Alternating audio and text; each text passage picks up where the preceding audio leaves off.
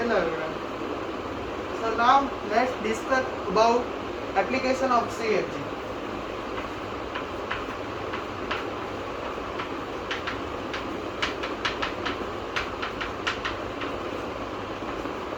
So CFG application is used in mainly parser tree,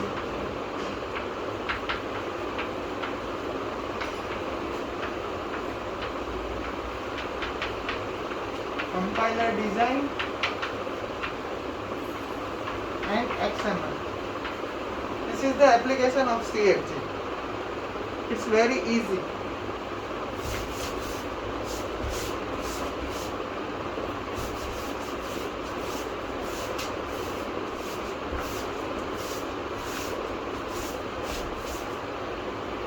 Now let's dive into the CFG. So first of all we need to understand what is CFG that we have covered in the previous video. So first you have to set your mindset like CFG is very easy and you get definitely the all marks of CFG by just solving 2 or 3 problems of CFG. If you solve this problem very constant and very with the full concentration, then you will definitely able to solve all the questions related to CFG.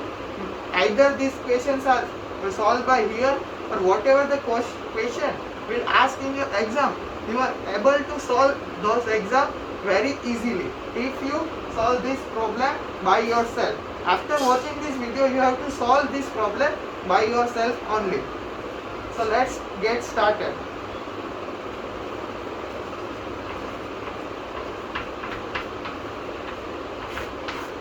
If you understand VTPS, variable terminal productions and the starting variable, then the CFG is very easy to understand.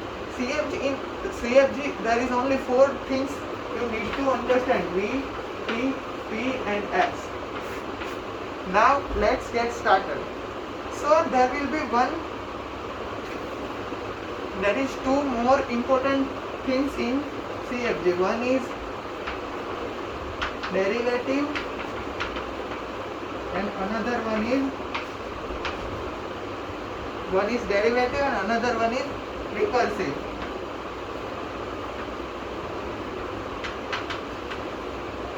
Now we will understand both of these. For an example, CFG is given as not CFG, but we have a string. This is called as CFG. Whatever I write here is called CFG. We give like this.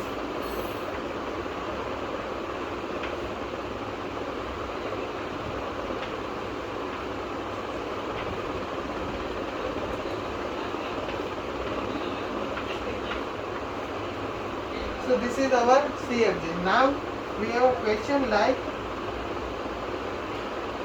0, 1, 1, 0. We have to prove this as a derivative also and recursive also. So what is derivative? The word itself called as derivative. So in derivative we will move towards upwards to downwards, and in recursive we will go downward to upwards. So let's first make derivative of this string. So for derivative of this string we need to go upside to the downside because it is derivative. So find that which two the first and last digit of this string is matching with our CFG. So in here 0 0 is the first and last string. So we will take first this 0 a 0. By this we will make one derivative of this. So for that we have to first 0 a 0. So we will reach to 0 and 0 is done. Now we will left with these 3 characters only. So for that we have 1, 2 and 3. So once again we have to find first and last digit of this string. So in first and last there is 1 and 1. So here in CFG 1, A1 is here. 1A1 is here. So we need to start with 1A1. So instead of 1 we will write 1A1. 0, 1, A, 1, 0. So here we will reach to the 0 1 1 0 is done. Now instead of A, here what is the meaning of CFG? Instead of A, we can write any one of these strings. Whatever string is inside this, we can write anything instead of A. Like here A is there. So first we take A is equal to 0, A 0. So there is another A is also there. So instead of this A, we can write any 1A1 also, we can write 0 also, we can write 1 also, and we can write null also. So instead of A, we can write anything from this CFG. So here now A, we want to make 1. So instead of A, we will go with this one. So here 0, 1, 1, 1, 0. And this is your derivative. Your derivative is done. Now we will go to, this is your derivative. Now we will solve recursive. In recursive, we will go from string to the main CFG. So in recursive, first we will write our string 0 equal 1 0.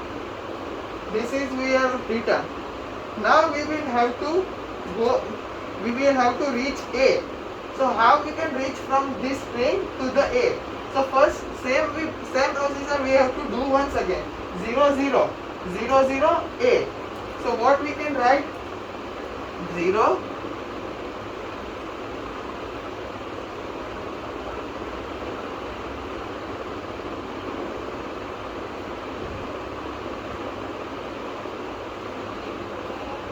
instead of 1, what we can write? 1 A 1 0. Now instead of 1 we have written A. Now instead of A1A is equal to A. So 0 A 0. Now 0 A 0 is equal to A. So we can write this. And this is called recursive. Thank you.